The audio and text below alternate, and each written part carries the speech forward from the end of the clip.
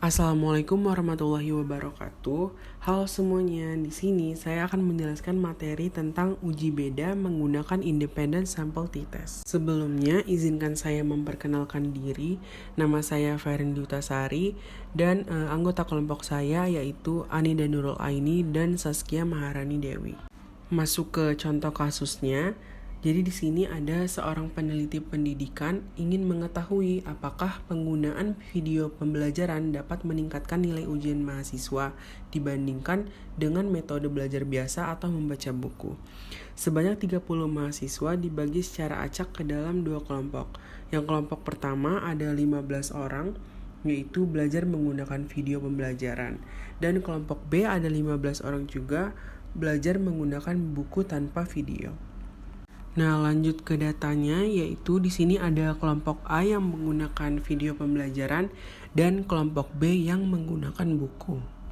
Lanjut ke hipotesis, di sini H0 yaitu tidak ada perbedaan rata-rata nilai ujian antara kelompok video dan buku.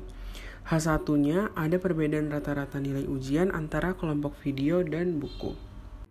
Selanjutnya, saya akan menjelaskan bagaimana menyelesaikan uji beda menggunakan SPSS.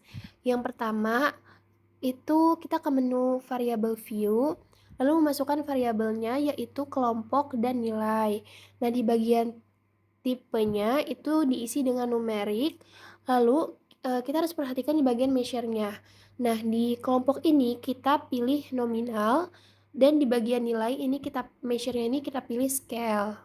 Selanjutnya kita ke menu data view untuk menginput semua data yang sudah didapatkan tadi. Nah, di sini ada yang perlu diperhatikan juga. Jadi di bagian kelompok ini kita isi dengan kode. Nah, kode 1 itu untuk kelompok A dan kode 2 itu untuk kelompok B. Langkah selanjutnya yaitu kita klik Analyze, lalu klik Compare Means, lalu kita klik Independent Sample t-test. Nah, selanjutnya kita masukkan variabel nilai ke tes variabel dan variabel kelompok ke grouping variabel. Nah, di bagian grouping variabel di bagian bawahnya ini ada menu define group. Nah, ini diklik, lalu kita isi grup 1 dengan angka 1 dan grup 2 dengan angka 2, lalu kita klik continue, lalu kita klik OK. Selanjutnya muncullah hasil outputnya. Nah, di sini hasilnya yaitu nilai signifikannya yaitu 0,274 dan nilai signifikan totalnya yaitu 0. Sebelum kita menginterpretasi nilai yang udah didapat dari output tadi, kita lihat dulu nih aturan keputusannya. Yang pertama itu ada Levin Test for Equality of Variance. Lihat nilai signifikan. Jika nilai signifikannya itu lebih dari 0,05, maka variance diasumsikan sama atau equal variance assume. Yang kedua, uji T atau T-test for Equality of Means.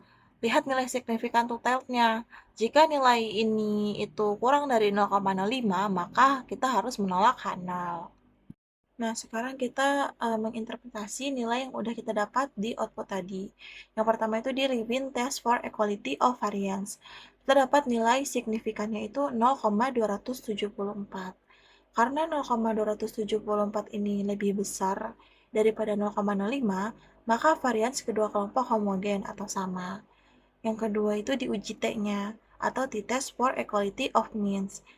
Nah, kita dapat nilai signifikan totalnya itu 0,000 dikarenakan nilai 0,0000 ini kurang dari 0,05, maka H0 ditolak dan H1 diterima, yang artinya terdapat perbedaan yang signifikan antara rata-rata nilai kedua kelompok.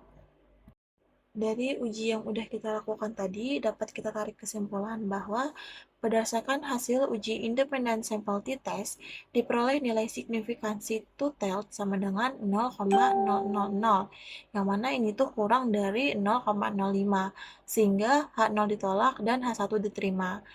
Yang artinya, terdapat perbedaan yang signifikan antara nilai mahasiswa yang belajar menggunakan video pembelajaran dan mahasiswa yang belajar menggunakan metode biasa atau buku.